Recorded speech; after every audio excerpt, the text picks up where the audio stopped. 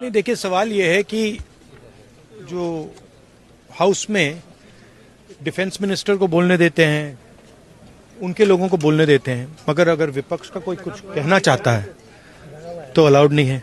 मैं leader of opposition हूँ, मेरा हक है, तो मुझे तो कभी बोलने ही नहीं देते हैं।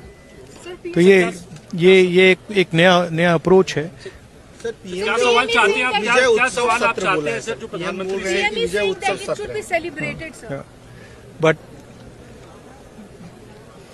दौड़ के निकले हाउस से 1 सेकंड में, लेकिन चेयर तो डिस्कशन कि हम चर्चा के लिए तैयार हैं, आप लोग बैठे। हाँ, चर्चा तो होगी, अगर वो अलाउ करेंगे तो होगी।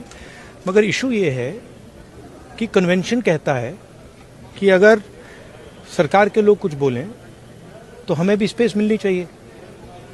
हम 2 शब्द कहना चाहते थे, मगर विपक्ष को ये अलाउड नहीं है। Thank you.